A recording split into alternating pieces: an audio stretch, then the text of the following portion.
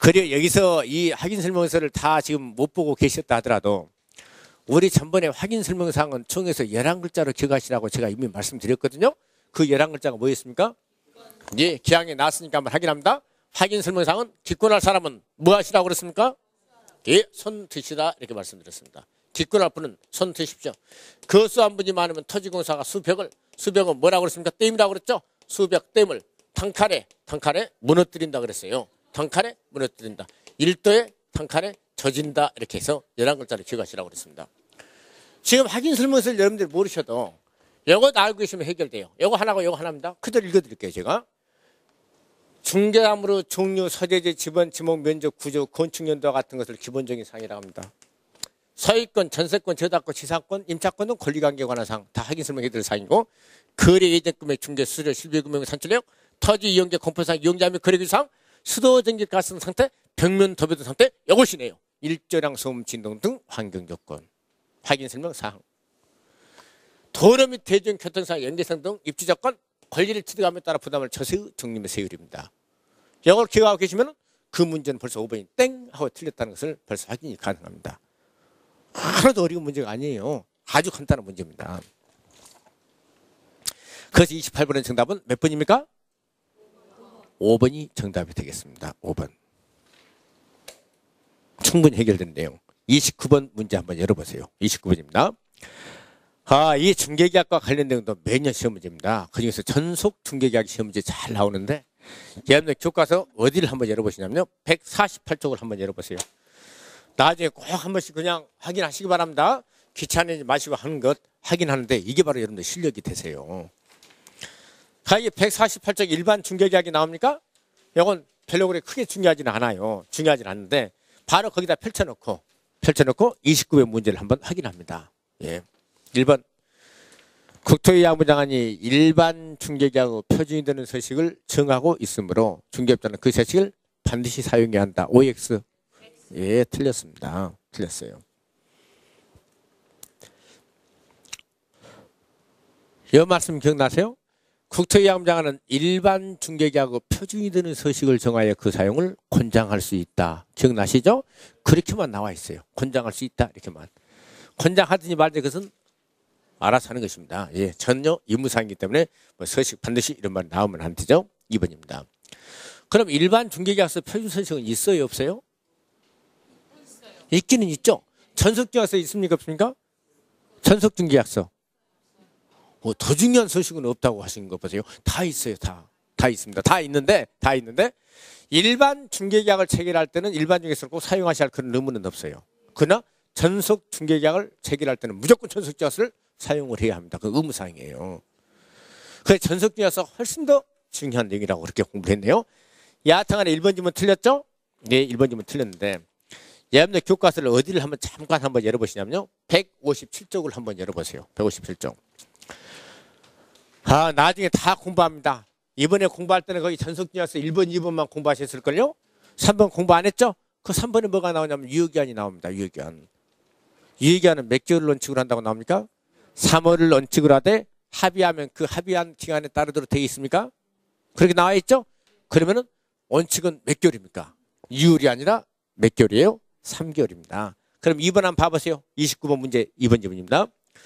전속 중개계약을 체결할 경우 당사자 간에 다른 약정이 없으면 그 유효기한은 몇 월로 합니까? 3월로 한다. 이렇게 나와야 합니다. 3월로 한다. 3월. 여러 번 시험 문제 나왔습니다. 그리고 3월이 원칙인데 갑과 을이 협의하여 별도로 정한 경우는 그 기간에 따른다고 나오죠. 그 말을 가지고 또 시험 문제 또 여러 번 나왔습니다. 연장 가능합니까? 연장 안 됩니까? 가능합니까? 단축 가능합니까? 불가합니까? 단축도 가능하죠. 근데 시험 문제는 연장은 안 되고 단축은 가능하다. 이런 식으로 이미 시험 문제 물어본 적이 있었어요. 그래서 1년으로 연장도 가능하고 1개월로 단축도 가능하다. 그렇게 알아주십니다. 여하튼간에 2번 질문 틀렸네요. 3번입니다. 중개업자가 국토위 양부 랭이 정하는 전속중개약서에 의하지 않냐고 전속계약 체결한 경우 개설 등록이 취소된다. OX. 이런 것들이 이제 자연스럽게 나오지 않습니다. 그럼 뭐라고 나와야 그 지문이 맞는 지문이에요?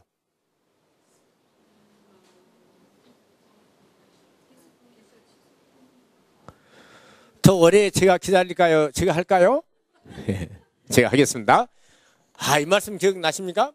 전속 중개계약을 체결했는데 정보를 공개하는데 안 한 경우는 상대적 등록 취소예요. 그러죠? 그리고 전속 중개계약은 전속 중개계약서에 의한 계약이어야 합니다. 그 말은 전속 계약서에 의하지 않는 계약을 체결하면요 업무정지 처음사이고, 전속 계약서는 몇 년간 보존해야 합니까? 3년간 보존하는데 보존하지 않는 경우는 업무정지예요. 그럼 여기는 뭐라고 나가겠습니까? 개설 등록이 취소된다라고 나가서는 안 되고 업무정지 처음사에 해당이 된다 이렇게 나와야겠죠. 업무정지. 그래서 3번님은 틀렸어요. 4번입니다. 전속 중개계약서 서식에는 중개업자가 중개대상물 확인 설명 의무를 이행하는데 의뢰인이 협조해야 함을 명시하고 있다. 괜찮습니까? 예. 여러분들 교과서 157쪽을 봐보세요. 그러니까 지금 뭘 지금 제가 확인해 드리냐면 이런 서식까지도 다 공부하고 들어가셔야 합니다 하는 것을 제가 지금 보여드리고 있는 것입니다. 거기 한 가운데 좀 봐보세요. 2번 갑의 의무상에 한 가운데 좀 동그라미 2번이 나와요. 잘 있었습니까? 갑은 의리 이런 말이 나오죠? 이 갑은 누구냐면 중개 의뢰인이에요. 의뢰는 누굽니까? 중개업자입니다. 그럼 중개 의뢰는 중개업자가 확인 설명 의무를 이행하는데 방해하라고 나옵니까? 협조해야 한다고 나옵니까? 협조. 거기 써져 있네요. 거기 근거가 거기 있습니다. 그러면은 이 지문은 맞는 지문이에요? 틀린 지문이에요? 4번 지문? 맞는 지문이죠. 그러면 이 지문은 그걸 보셔야만 여러분들이 알 수 있는 내용입니다. 그럼 우리 공부 어디까지 해가지고 가야 하는지 벌써 나왔죠? 그런 서식도 완전히 내 것으로 만들고 들어가셔야 하는 것입니다.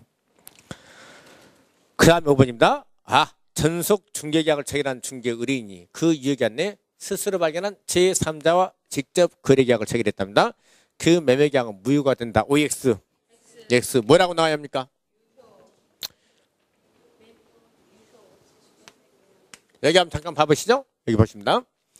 이 그림이 기억이 나시면은 거기에 끄덕하시면서 들으시기 바랍니다. A란 분이요 돈이 필요합니다. 아파트 하나 팔아야겠거든요.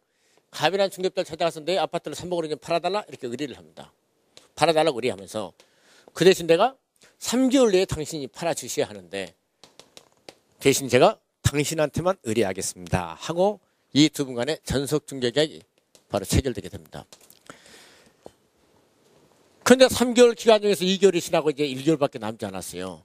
워낙 경기가 안 좋다 보니까 갑이라는 중개업자 열심히 노력은 하지만 거래계약을 체결시키지 못하고 있습니다. A는 앞으로 남아있는 1개월 동안 무조건 3억 원이나 현찰을 지어야 해요.